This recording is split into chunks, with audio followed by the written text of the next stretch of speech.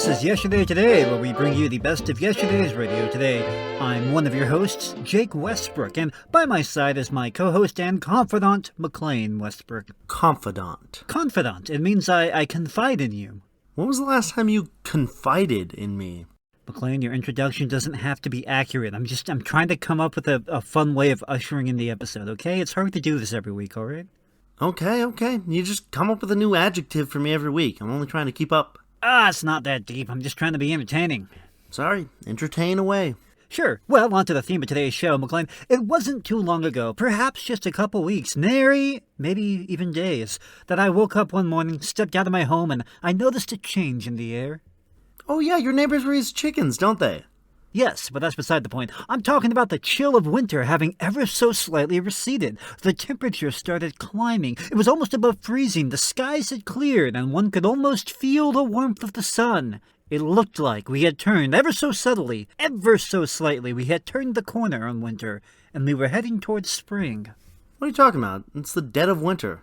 Right, that's the point. I had fallen victim to a false spring. It's a very dangerous thing. Not 24 hours after my hopeful optimism for warmer weather had abounded, we were struck with one of the most intense, unrelenting snowstorms in recent memory. Cold, harsh reality struck. As the snow fell, the wind blew, and the temperature plummeted. Man, I hope your neighbor's chickens are okay. Forget about the chickens. The point is, like it or not, there's no getting around the fact that it's still winter. We're in the thick of it, and it's going to be the thick of it for the foreseeable future. Did that groundhog see a shadow or not? I don't remember actually. So what does that mean for the theme for this week? Are we playing shows about warm weather? No, denial's not a healthy coping strategy. We're accepting our fate here. We're leaning into it. Our theme this week is Alaska. It's the coldest place I could think of, although actually, are there colder places than Alaska? I should look this up. Feel like we could have chosen a cheerier theme? We're focusing on the dark, cold winter right now. We're forging ahead through the cold, and we're going to come out on the other side as something. And we're going to start off with some music. I have a few tracks about Alaska. I think these are from like mid-50s, early 60s, sort of that. Where are they? Here we go. Take it away, Johnny Horton. Way up north to Alaska. Way up north. North to Alaska, go north, the rush is on. North to Alaska, go north, the rush is on. Big Sam left Seattle in the year of 92 with George Pratt, his partner, and brother Billy too. They crossed the Yukon River and found the Bonanza Gold below that old white mountain, just a little southeast of Nome. Sam crossed the majestic mountains to the valleys far below. He talked to his team of huskies as he mushed on through the snow, with the northern lights a-running wild in the land of the midnight sun. Yes, Sam McCord was a mighty man in the year of 1901. Where the river is winding, big nuggets they're finding. North to Alaska, go north, the rush is on. Way up north to Alaska, way up north to Alaska. North to Alaska, go north, the rush is on. North to Alaska, go north, the rush is on. George turned to Sam with his gold in his hand. Said, Sam, you're looking at a lonely, lonely man. I'd trade all the gold that's buried in this land for one small band of gold to place on sweet little Jenny's hand. 'Cause a man needs a woman to love him all the time. Remember, Sam, a true love is so hard to find. I'd build for my Jenny a honeymoon home below that old white mountain, just a little southeast of Nome, where the river is winding, big nuggets they're finding. North to Alaska, go north, the rush is on. North to Alaska, go north, the rush is on. Way up north to way up north. Alaska, way up north.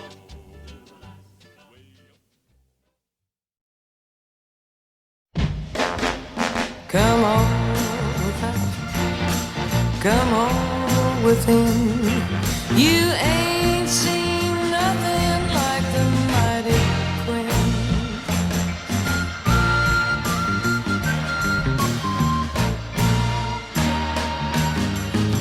Everybody's building big ships and boats. Some are building monuments, others jotting notes. Everybody's in despair, every girl and boy. When Quinn the Eskimo gets here, everybody's gonna jump for joy. Come on without, come on within. You ain't seen nothing like the mighty Queen.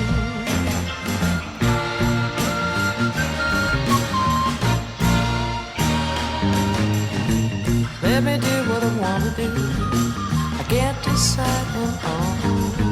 Just tell me where to put it. I'll tell you who to call. Nobody can get sleep.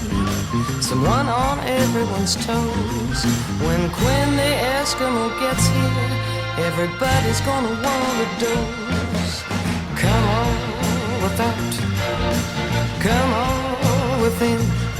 You ain't seen nothing like the mighty Queen. Come on without, come on within. You ain't seen nothing like the mighty Queen. Come on without, come on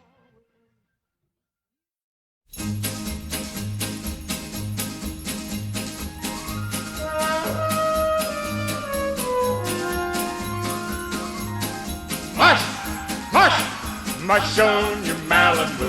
Half dog, half wolf, lope on through the night. Mush, mush, some night we're bound to find us. Then on a golden sleigh forever we'll ride.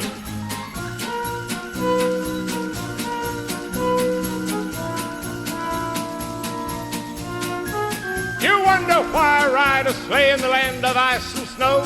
Why run the mail on the Dawson Trail when it's 45 below? It's all because of a burning love that's buried deep inside. I lost my mate in a howling storm and searched both far and wide. I know she's here in the land of snow, she never really died. She's off out there and loves me still and hears me when I cry. Mush, mush, mush on your Malibu. Half dog, half wolf, lope on through the night. Mush, mush, some night we're bound to find her. Then on the golden sleigh forever we'll ride. I see her eyes in the midnight sky, she's smiling down on me. They sparkle still and always will, just like they used to be. When the northern lights paint up the sky, I almost call her name. I see her hair in a brilliant spray, it's fiery like a flame. As I ride on in the icy wind and the Malamute slope on, my whip flicks out like pistol shots as the sleigh dogs hear my song. Mush, mush, mush on your Malibu. Half dog, half wolf, lope on through the night. Mush, mush, some night we're bound to find her. Then on the golden sleigh forever we'll ride.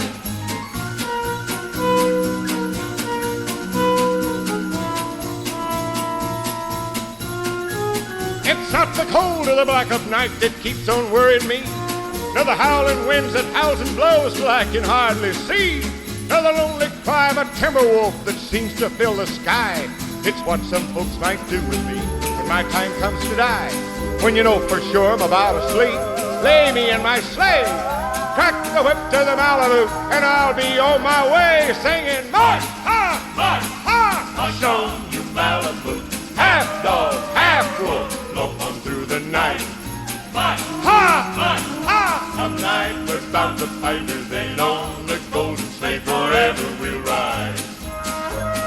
Ha, mush, ha, Nino, ha.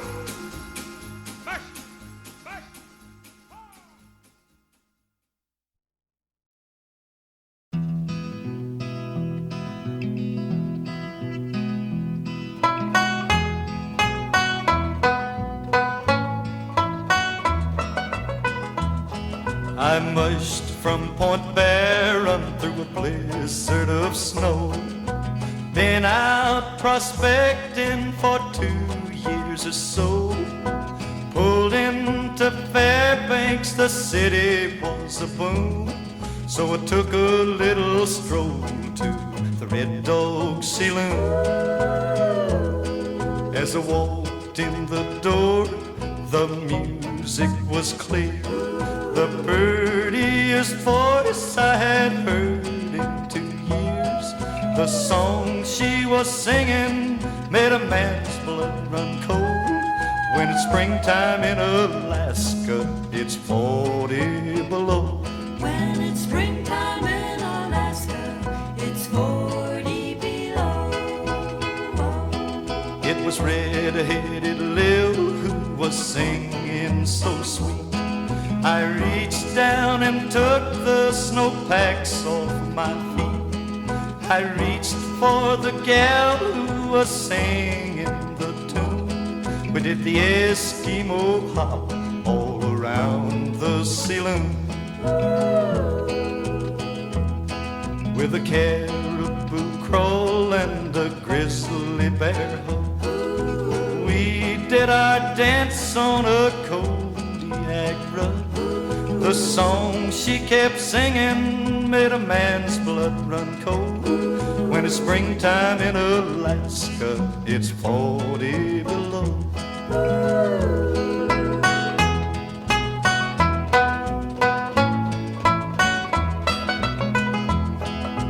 I was as innocent as I could be. I didn't know Lil was Big Ed's wife to be. He took out his knife and he gave it a throw. When it's springtime in Alaska, I'll be 6 feet below. When it's springtime in Alaska, he'll be 6 feet below.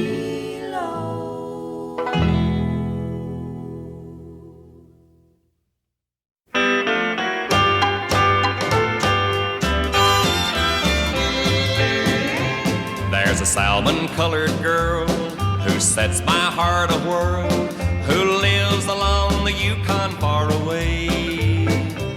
With the northern lights a-shine, she rubs her nose to mine. She cuddles close and I can hear her say, Ooga ooga mushka, which means that I love you. If you will be my baby, I'll ooga ooga mushka you. Then I take her hand in mine and set her on my knee. The squaws along the Yukon are good enough for me. She makes her underwear from hides of grizzly bear and bathes in ice cold water every day. Her skin I love to touch, but I just can't touch it much because her fur-lined parka's in the way. Ooga ooga mushka, which means that I love you. If you will be my baby, I'll ooga ooga mushka you. Then I take her hand in mine and set her on my knee. The squaws along the Yukon are good enough for me.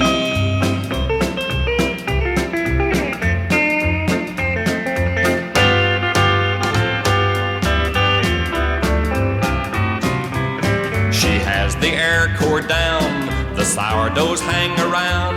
Chichacos try to date her night and day. With the landing gear that's fine and a fuselage divine and a smile that you can see a mile away. Ooga ooga mushka, which means that I love you. If you will be my baby, I'll ooga ooga mushka you. Then I take her hand in mine and set her on my knee. The squaws along the Yukon are good enough for me. Carry me back to old Alaska. Squaws along the Yukon are good enough for me.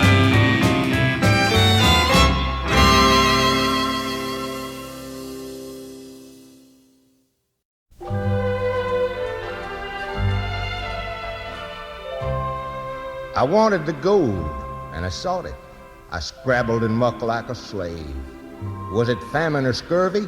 I fought it. I hurled my youth into a grave. I wanted the gold, and I got it. Came out with a fortune last fall, yet somehow life's not what I thought it. And somehow that gold isn't all. No, there's the land. Have you seen it? It's the cussedest land that I know, from the big dizzy mountains that screen it to the deep death-like valleys below. Some say God was tired when he made it, and some say it's fine land to shun. Maybe. But there's some as would trade it for no land on earth, and I'm one. I've stood in some mighty-mouthed hollow that's plumb full of hush to the brim and watched that big husky sun wallow in crimson and gold and grow dim, till the moon sets the pearly peaks gleaming and the stars tumble out neck and crop, and I thought I surely was dreaming with a piece of the world piled on top. The summer, no sweeter ever, the sunshiny woods all a-thrill, the grayling a-leap in the river, the bighorn asleep on the hill. The strong life that never knows harness, the wild where the caribou call, the freshness and the freedom and the farness, Lord knows how I'm stuck on it all. The winter, the brightness that blinds you, the white land locked tight as a drum, and the cold fear that follows and finds you, and the silence that bludgeons you dumb. The snows that are older than history, and the woods where the weird shadows slant, the stillness, the moonlight, the mystery. I bade 'em goodbye, but I can't. There's a land where the mountains are nameless, and the rivers all run God knows where. There are lives that are erring and aimless, and death that just hangs by a hair. There are hardships that nobody reckons, and there are valleys unpeopled and still. There's a land, oh, it beckons and beckons, and I want to go back, and I will. There's gold, and it's haunting, it's luring me on as of old. Yet it isn't the gold that I'm wanting so much as just finding the gold. It's the great big broad land way up yonder. It's the forest where silence has lease. It's the beauty that thrills me with wonder. It's the stillness that fills me with peace.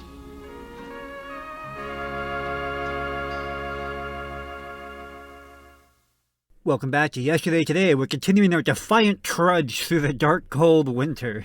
Still think you're being just a little overdramatic about this. It's the coldest winter of our lives, McLean. Just being realistic right now, you know. If you'll excuse me, I will let our guest in. Our guest? Yeah, I invited someone over to help bolster our wintry theme this week. Who? Well, hey, everybody. Real nice of you to invite me over like this. Lenny? McLean, as you recall, just a few weeks ago, Lenny here offered us the opportunity to invest in his dog sled team. Wanted to run the Iditarod in Alaska next month, and I couldn't think of anything that stands as a better testament to the human spirit as it fights against the forces of nature than the story of the legendary dog race. You know, fun fact, the Iditarod's only been going on since the 70s, but it carries on the tradition of dog races that stretch way back into the state's history. Jake, I think you have cabin fever. You know Lenny's a con man, right? No offense. None taken. He doesn't have a dog sled team.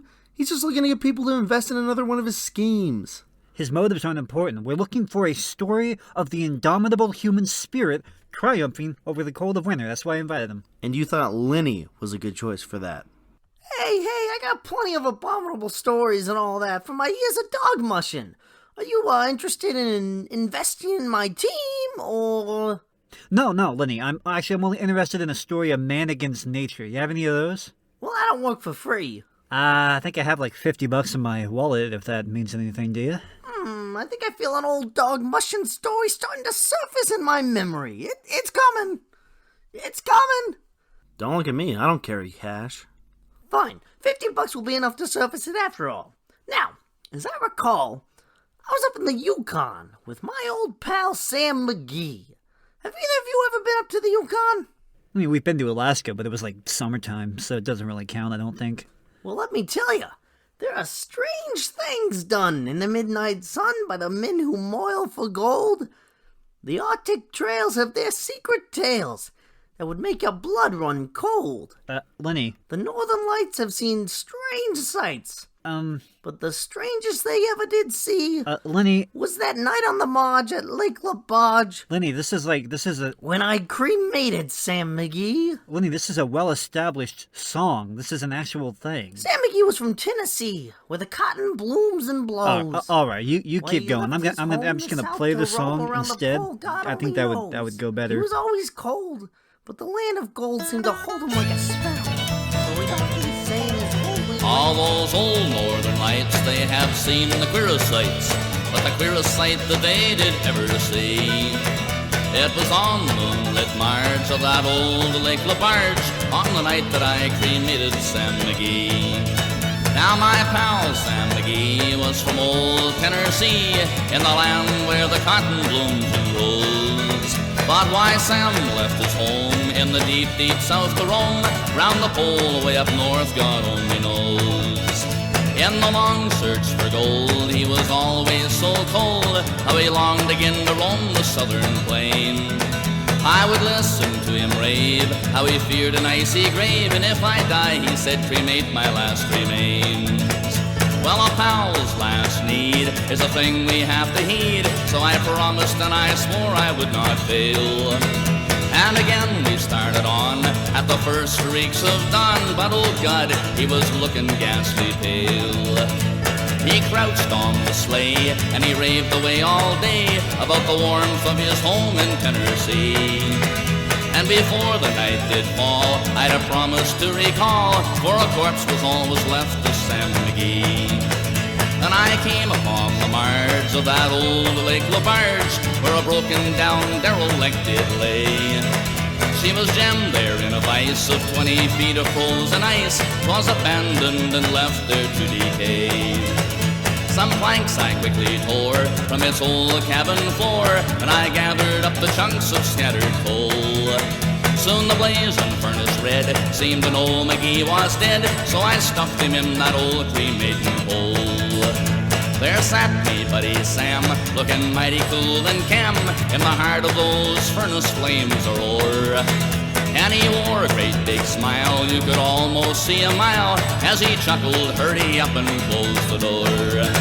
She's a fine place in here, but I do greatly fear you may let in that awful cold and storm.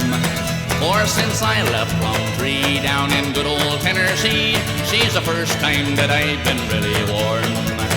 Yeah, those old northern lights, they have seen the queerest sights, but the queerest sight that they did ever see, it was on the moonlit marge of that old Lake LaBarge, on the night that I cremated Sam McGee. On the night that I cremated Sam McGee. And he wore a smile you could see for a mile. And he said, "Please close that door. It's fine in here, but I greatly fear you'll let in the cold and storm. Since I left Plumtree down in Tennessee, it's the first time I've been warm." Lenny, that story sounds awfully familiar. Oh, it should. Everyone who goes up to the Yukon has a story like that. Common occurrence. You would know if you'd ever been up there like me. Anyway, I heard there was a $50 bill around. I technically did promise you, so here you go. Thanks a bunch. Well, better be going. See you in Alaska. You just paid $50 for a reading of a public domain poem. Yeah, my finances aren't feeling quite as indomitable as my human spirit right now, but anyway, up next we have this little clip from radio station KHAR out of Alaska. It's from, I think, 1968. It's just a little fun historical thing. And then we have an episode of This Is Your FBI, one of the true story procedural crime shows of the day, where it walked you step by step through an actual investigation. You know, just names were changed to protect the innocent and all that, but it's a format for a show that remains popular to this day. But this episode takes place in Alaska, as it were, and so here we go. Your Yellow Cab Company presents stories and legends of the big country. 100 years of northern history and growth. Brought to you by Yellow Cab, where 5 can ride for the price of 1. In a minute, this is Alaska.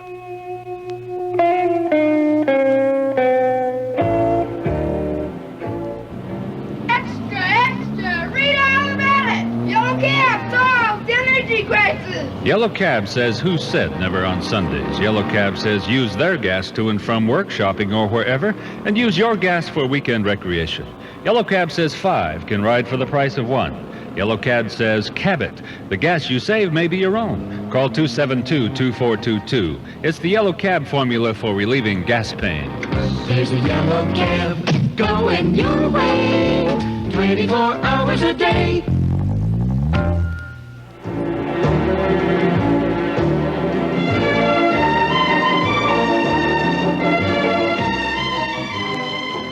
For about 70 years, dog mail was familiar in Alaska, and for the first 40 of those years, it was the only system used by the Postal Service. The routes were many during the closing decades of the last century and well into this one. It was commonplace in the old days for the sledges, as they were called, to carry 700 pounds of mail. Sometimes 2 sledges were coupled together with as many as 25 dogs used. A typical route was over the bleak and hazardous trail between Kotzebue and Barrow, 650 miles, where temperatures often reached 60 below. North of the Arctic Circle, mails were often carried all year round over ice. And as late as the 20s, about 75% of the offices in the Alaska interior were not served by railroad and had to be served by men and dogs. It's a unique history worthy of recording and a colorful era for the U.S. mails. Daily at this time, Yellow Cab presents scenes, legends, and stories of the big country. This is Alaska.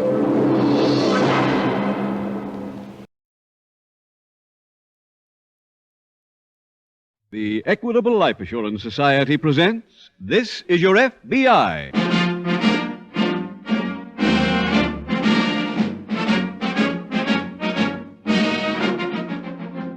This is Your FBI, the official broadcast from the files of the Federal Bureau of Investigation, presented transcribed as a public service by the Equitable Life Assurance Society of the United States and the Equitable Society's representatives in your community.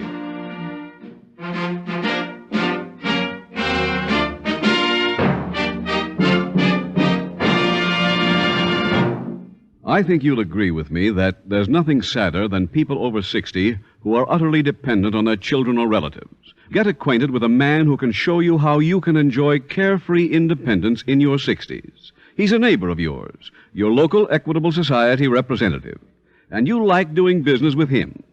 In about 14 minutes, I'd like to tell you more about this friendly, helpful neighbor of yours and how he can help you to take advantage of membership in the Equitable Life Assurance Society of the United States.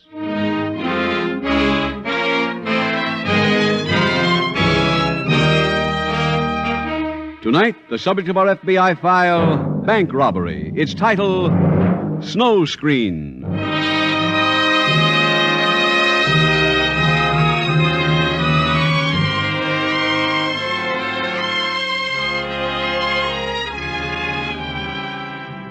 In the fiction of crime, from the days of Poe and Victor Hugo to the era of the comic book and the pulp magazine, the conflict between lawbreaker and law enforcer has usually been depicted as an individual battle, a duel of wits and skill, with the arch criminal pitted against the relentless lawman. Since the inception of the Federal Bureau of Investigation, however, the facts have been less romantic, more successful. The records of your FBI show that seldom, if ever, is apprehending a criminal a one-man job. Although each case is assigned to a single agent in a single office, many men cooperate in its solution. Scientists, technicians, local and state peace officers, members of other federal agencies, and as many other special agents as may be needed. Any or all of these may work on a single case. Even as in the case you are about to hear, in the most remote areas of its jurisdiction, the full striking force of your FBI is available to be used as needed. As in all wars, in the ceaseless battle against crime, the odds are with the big battalions, and the odds are on our side.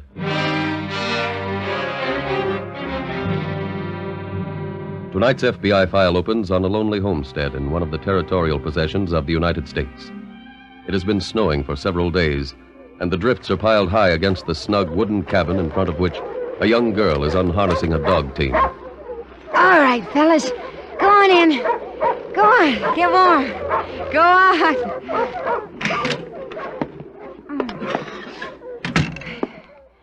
I'm home, Pa. Where are you? By the fire. What there is left of it. I'm sorry, Pa. What took you so long? Oh, I couldn't cut just any old scrub pine. This tree's a Christmas tree. It's special. I got a fine one, too. I got a beauty. You just wait till you see. Fire's dying out, Betsy. How many times do I have to tell you? Oh, sure, Pa, sure. You don't mind about the tree, Pa? I thought it'd be nice for us to have a real Christmas. Just the two of us. It'd be like it was when Ma was alive and well, like it used to be. Go on. Why don't you say it? Like it was when I was a man, when I had my legs, when I wasn't a cripple. You know that's not it. I'll start supper. I ain't hungry. You will be when I fix it. What's the matter with them? You sure you unharnessed them right? Yeah. Well, go see what's wrong. All right, Pa. Shut that door. You want to blow out the fire? What is it, mister? What happened? My sled went through the ice. I'm freezing. Come on. You better get inside. Oh, you're too big for me to carry. Look, can you walk some? If you lean on me? I can try. Yeah, come on. I'm freezing. All right, easy. Now, almost there. Come on. Easy. Come on. Well, what was the matter with them? It's a fella, Pa. Stranger. What's he after? I don't know. I didn't ask him. Now, don't hold with taking in strangers, Betsy. You know that. Well, he's hurt, Pa. I think he's hurt bad. Here. Now, you lie down. Betsy! Here now. Now, you take it easy, mister. You're gonna be fine. Yeah, just fine and dandy.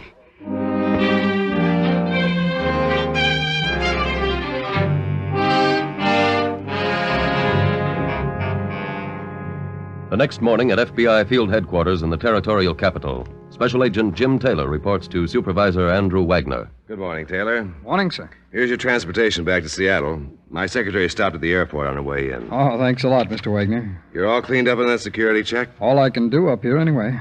Well, my next stop's Portland, Oregon, then home for Christmas. Oh, Mr. Wagner, when do I take off? Well, I'm afraid that part's not so good. Oh? Seems the whole territory's weather-bound. Not likely to be any planes out for 3 or 4 days. That's fine. Well, I guess I get a white Christmas whether I like it or not. Jim, I hate to take advantage of your predicament, but as long as you're stuck up here, we could use some help up in the Thorndike area. No, what is it, sir? Somebody blew the vault in the Thorndike National Bank yesterday. Is there anybody on it? Brad Stanford's our resident agent. He's been working with the United States Marshal's office. Any leads? It looks like it was pulled by a young prospector named Dave Adams. Seems he used a dog sled for his getaway, headed for the backcountry. In this weather, he may be pretty tough to find. When do I leave, sir?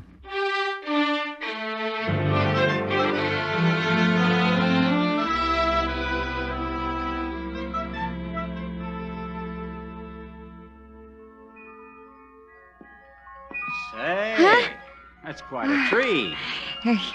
You feeling better? Feeling great, thanks to you. Forget it. Anybody'd have done the same. I'm not so sure your pa would have. Oh, don't mind Pa.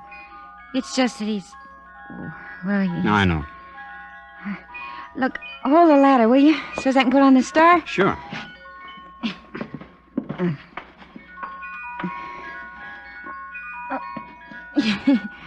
There. How's that? It's fine.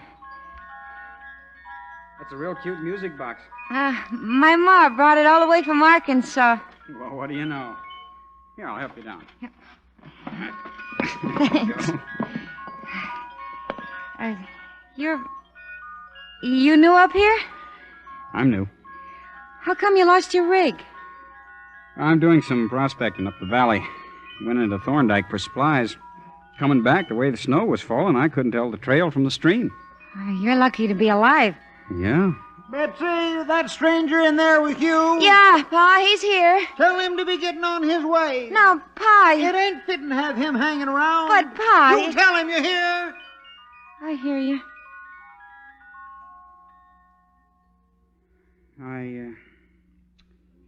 I guess it's time for me to say thanks. And goodbye. No. Huh? You ain't strong enough to go yet. Besides, it looks like maybe we'll be snowed in. Would you mind if I stayed? No. I'd like it.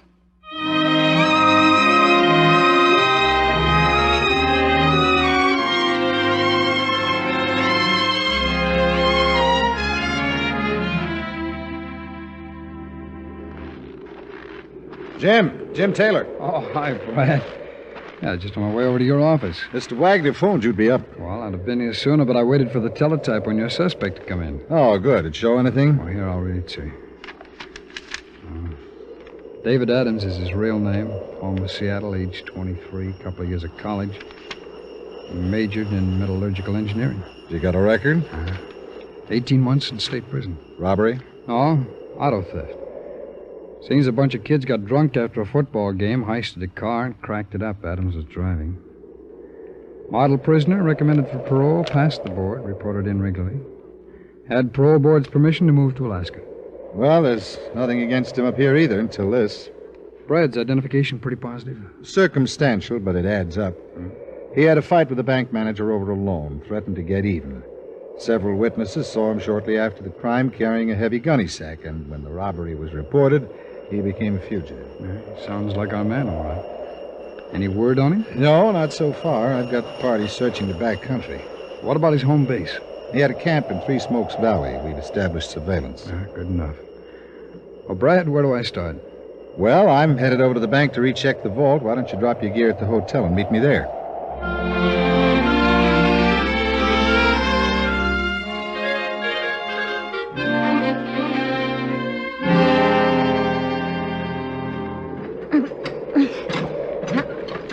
Better let me do that, Betsy. That pump's pretty stiff. It's most frozen solid. You shouldn't be doing this kind of stuff, Betsy. I manage. Do you? It ain't so bad in the summertime. A place like this needs a man to run it. There. Paul runs it. I didn't mean that. I meant, well, to do the chores. Cut the wood, clear the land. You know. Well, like a hired man? Well, yeah, sort of.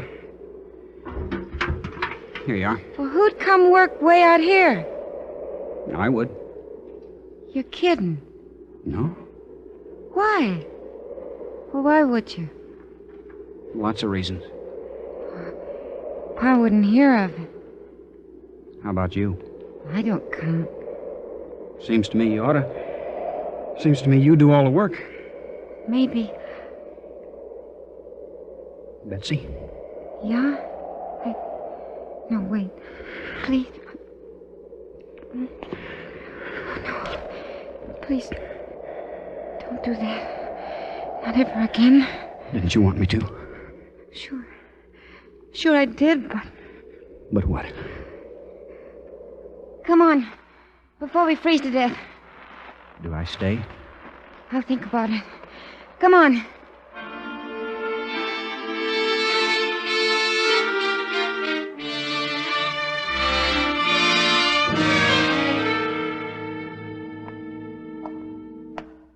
Sorry I'm late, Jim. Oh, hello, Brad. Been given the place once, or... Did you find anything? Oh, not much. You know, it's a pretty neat job of vault cracking for an amateur. Yeah. Adams might have done some extracurricular studying in prison. It's possible. He was an engineering student, remember? They use stick dynamite, huh? Yeah, that's right. Most prospectors keep it handy. What's this in the hinge here, Brad? Like a scrap of green paper. Huh? Oh, it must be part of the explosive wrapper. Here. Yeah, heavy grade, waxed, light green in color. I'll have it checked for brand identification. All right. Oh, a couple of reports came in. On our fugitive? Maybe. Fellow on the edge of town sighted some half-frozen dogs dragging torn harness straps. One of the snowplow operators reported a jagged hole in the South Fork of Little Frenchman Creek, about 12 miles north of town. Hole the size a sled would make going through the ice. And you think it's Adams? Oh, pretty sure. They found the sled? No, not yet. There's a party up fishing for it now.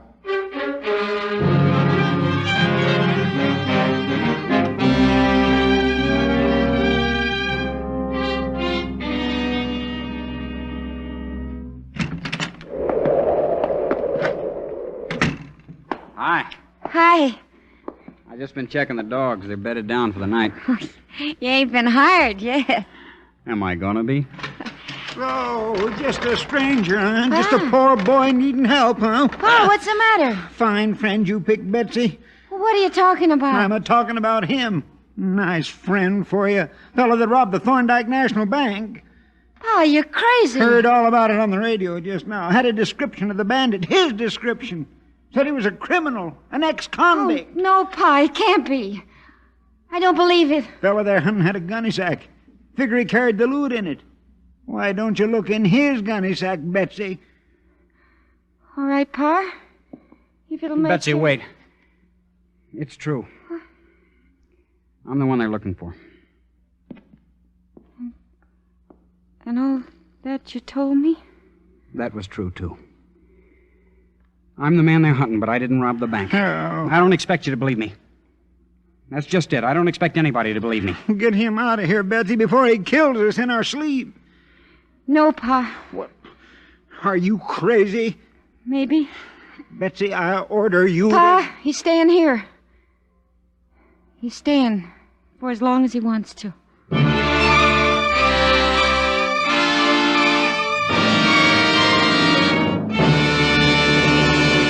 We will return in just a moment to tonight's exciting case from the official files of your FBI. Now, do you want to be dependent when you're 60, or would you rather lead a comfortable, independent life? Mr. Andrew Marble had that choice to make, and he solved it with membership in the Equitable Society. Is that right, Mr. Marble? Yes, indeed. You see, I'm old enough to know that I'm not going to make a fortune unless I strike oil in my front yard. Oh, I do all right, but with the high cost of living, it's tough to put aside much for a rainy day. So my wife and I began worrying about our old age. Well, that's when I called up our local Equitable Society man. You see, I heard you talking about a very interesting retirement plan on this program. And that's called the Equitable Independent 60s Plan. That's right.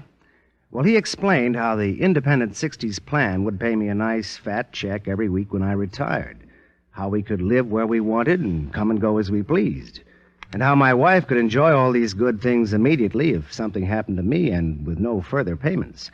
Well, I couldn't resist it when I saw how little it cost.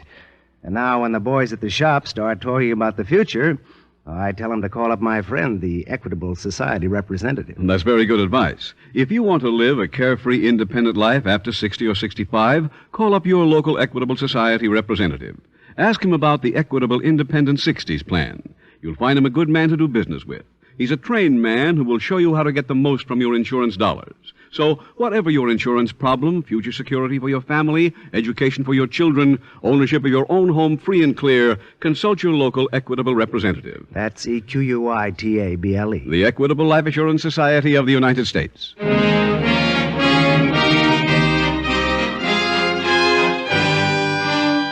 And now back to tonight's FBI file, Snow Screen.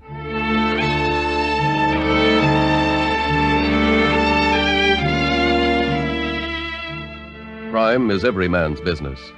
The thief who steals a car in Peoria, or holds up a bank in Honolulu, or embezzles a widow in Pasadena, robs you. For it is you, the public, who foot the bills of crime.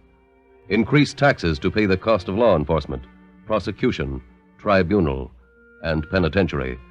Increased insurance premiums to make up for the toll of theft and vandalism.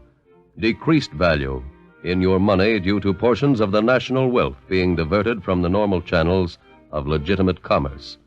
Thus, even when operating as in tonight's case, many thousands of miles from your home city, the FBI is serving you. For no matter whether a crime is committed in continental or territorial United States, No matter who perpetrates it, who suffers from it, you are its indirect victim. Tonight's FBI file continues beside a jagged hole in a frozen creek some 12 miles north of Thorndyke. Haul away. That's it. Easy now. Here she comes. You want to take a look, Mr. Stanford? Yeah, thanks. Yeah, it's young Adam's sled, all right. You sure, Monroe? Yeah. Bought in my store. Remember distinctly. Back in September, maybe October. I wonder why he ran the stream. Well, either he didn't know much about handling a dog team or he was trying to throw us off the trail. Do you fellas find any other sign of him? Nope. We were lucky to pick up the sled. Yeah. If he's under there, the body may not come up until spring. Brad, I don't think he's under there. Well, how do you figure, Jim? Come here. Take a look at the edge of the crack there. See the stains at the rim of the hole? Yeah. Looks like blood. It's frozen over, and those small cracks are all around. They could be finger holes. Makes sense. Well, they couldn't have gotten very far on foot in that storm. Too bad the snow covered the trail. Where would he go, Brad? Well, he'd have to find some kind of shelter or he'd freeze to death. Many houses in this area? Yeah, about a dozen. 14 small homesteads. Pretty well spread out. You checked them yet, Brad? No, not yet. All right, let's divide them up and go pay our Christmas calls early.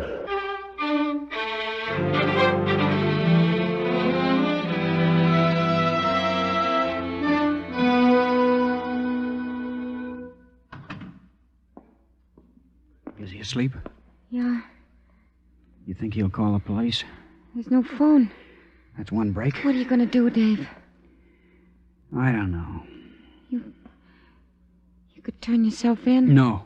But if you're innocent... Who's going to believe me? I'm an ex-convict. But you didn't rob the bank, Dave. I could have. That'll be all they'll need. They know that I've Wait. got a... Someone coming. Quick, into my bedroom. Stay there. Go on.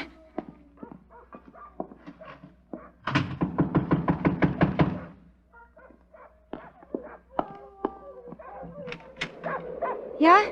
Are you Miss Wells? Yes. Yes, I am. I'm Special Agent Taylor of the FBI, Miss Wells. Here's my credentials. Oh. Oh, I see. Well, come on in. Thanks. Miss Wells, is your father in? Well, he's sleeping. Oh. Well, I don't want to alarm you, Miss Wells, but... Well, you may already know the FBI is hunting for the man who's been identified as the one who robbed the bank at Thorndyke.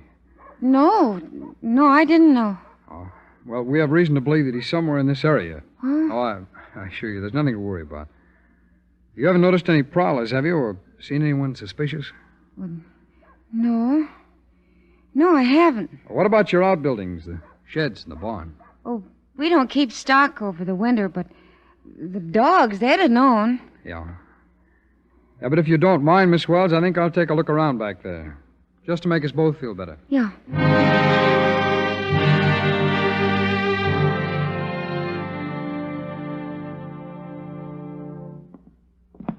Anything come in, Brad? Just the report on that dynamite wrapper. Oh, you got it there? Yeah, let's see. It's off a stick of Northern Chemicals Thunderpack Type 3. It's a new product. Just been one shipment into Thorndyke. Arrived 2 weeks ago. You check sales on it? No, not yet. I'll get the local boys on it later in the day. Brad, would Adams have access to that stuff? Why, it's possible, but he wouldn't be likely to need to replenish his explosive stock. His claim's not working. Yeah. You think we could be after the wrong man? Well, could be. I'd still like to hear Adam's story. Did you check every resident on your list? All except Matthew Wells. His daughter said he was sleeping. Well, she runs the place anyway. Has ever since Matt was crippled. Crippled? Mm-hmm. Threshing accident. Made him a complete invalid. Brad, are you sure? Oh, sure. He hasn't been out of a wheelchair for more than 2 years. Well, who else lives with him now? Nobody, as far as I know. Come on, Brad, let's go. Oh, where? Back to the Wells place.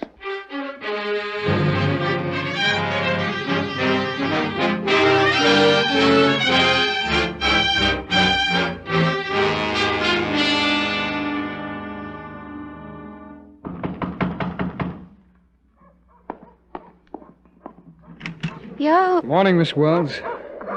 Excuse me. You. You're Dave Adams. Yeah.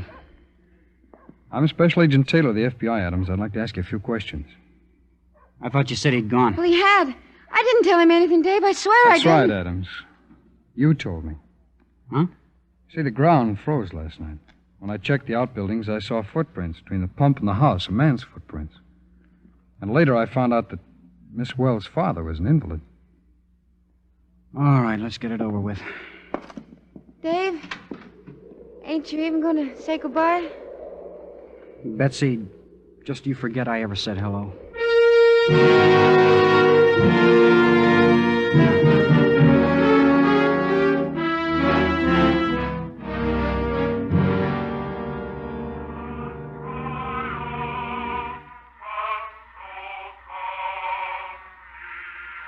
Wind up the gramophone, Betsy. Oh, don't bother. I'll do it myself.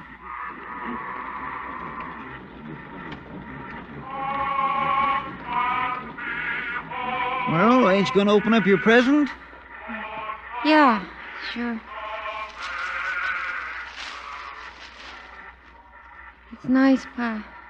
It's real nice. Prettiest dress in catalog. Had to send all the way to Seattle for it. I said I liked it, Pa. You was the one wanting a real Christmas. It don't seem very merry to me. No. Why don't you forget him, Don't, Betsy? Pa. Please, no.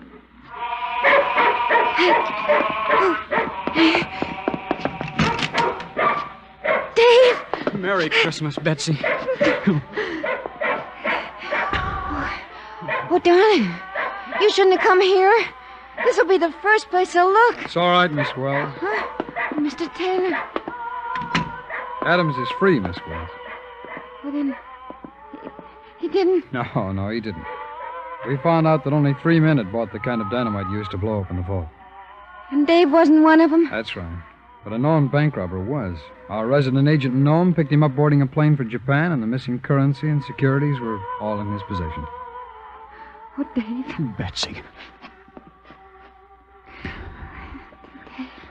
Well, I guess I'd better be getting back to town. Oh, Adams, if we need you, you'll be here? Well, Pa? He'll be here. Thanks, Pa. And, Mr. Taylor, I don't know how to tell you. It's just our job, Miss Wells. Well, sometimes it's more pleasant than others. Well, anyway, thanks, and Merry Christmas.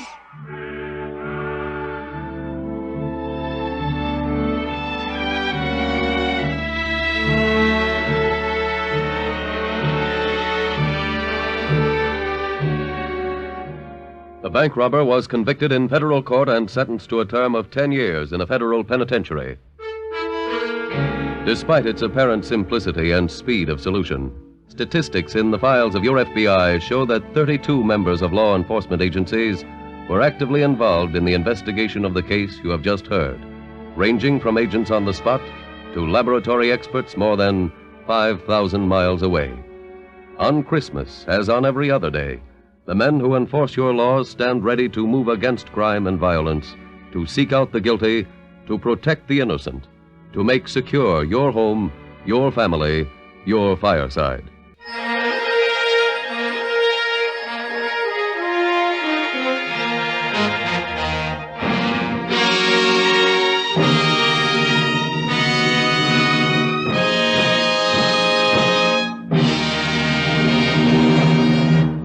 Now, if you want carefree independence, you don't have to be rich to get it.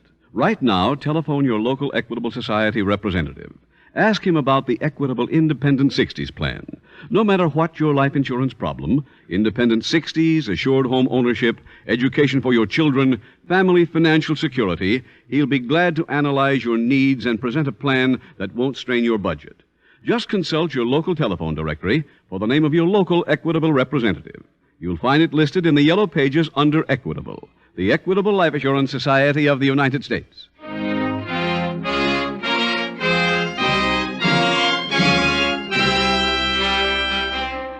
Next week, we will dramatize another case from the files of the Federal Bureau of Investigation.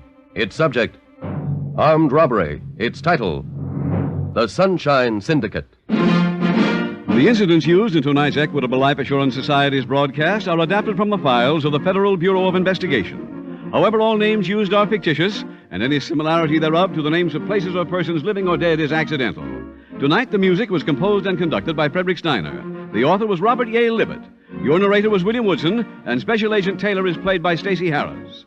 Others in the cast were Parley Bear, Walter Catlett, Sam Edwards, Georgia Ellis, James McCallion, Roland Winters, and Carlton Young. All right, this has been Yesterday Today, wrapping up our show, our theme of bleak, dark, cold winter. You're done with the man against nature shtick? Yeah, I guess so. I mean, hearing Lenny try to pass off Robert's service as his autobiography, it kind of made me think I was being a little bit silly. He's a con man, but he's a literary con man. I mean, yeah, it's cold outside, but winter doesn't last forever, you know. I read Chronicles of Narnia, and in a few weeks it'll be spring again, and before you know it, we'll start complaining about how hot it is outside. Hey, guys. What? Sydney, don't sneak up on me like that. Okay. If you need me, though, I'll be driving myself to the hospital. I stood outside a little too long when I was opening the door to the building, and now I think my nose has frostbite.